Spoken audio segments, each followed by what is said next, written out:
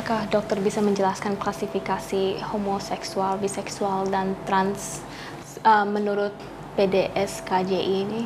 Sesuai dengan Undang-Undang Kesehatan Jiwa, membagi masalah mental itu menjadi ODMK dan ODGJ. ODMK adalah orang dengan masalah kejiwaan, sedangkan ODGJ adalah orang dengan gangguan jiwa gitu. Ini adalah berbeda gitu loh, berbeda. Jadi orang dengan masalah kejiwaan itu berpotensi untuk menjadi gangguan jiwa jika pola hidupnya tidak sehat gitu, atau jika perilakunya itu bermasalah seperti itu. Nah, jadi seperti itu sebenarnya dikategorikan di dalam Undang-Undang Kesehatan Jiwa. Nah, jadi tentang homoseksual dan kemudian biseksual itu bagian dari ODMK, orang dengan masalah kejiwaan yang berpotensi atau mungkin tidak berpotensi untuk gangguan jiwa jika perilakunya itu sehat. Tapi transgender adalah orang dengan gangguan jiwa. Nah, ini kategori ini juga sesuai dengan PPDGJ, Pedoman Penggolongan Diagnosis Gangguan Jiwa untuk Indonesia, atau sesuai juga dengan ICD-10. Ini kan WHO sudah tidak memasukkan homoseksualitas ini sebagai psychiatric disorder ya sejak tahun 1990, sedangkan WPA, World Psychiatrist Association, juga menolak reparatif terapi. Tapi kenapa PDS-KJI masih tetap menggolongkan? Setiap negara sebetulnya berbeda.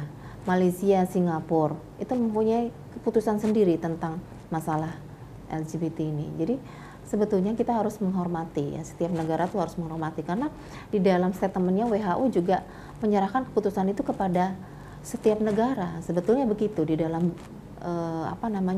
di dalam statementnya juga begitu, menyerahkan kepada keputusan itu pada negaranya, negara masing-masing yang berbeda, ya kan, yang seperti itu. Dan kenapa PDS-KJI sendiri tidak recognize SOGI? Laki-laki berperan sebagai laki-laki dan kemudian perempuan berperan sebagai perempuan.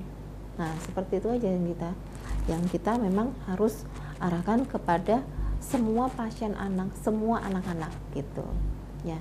Kita tidak mengatakan bahwa dia gender, karena itu nanti kalau misalnya kita katakan itu dari mulai kecil akan menjadi kebingungan.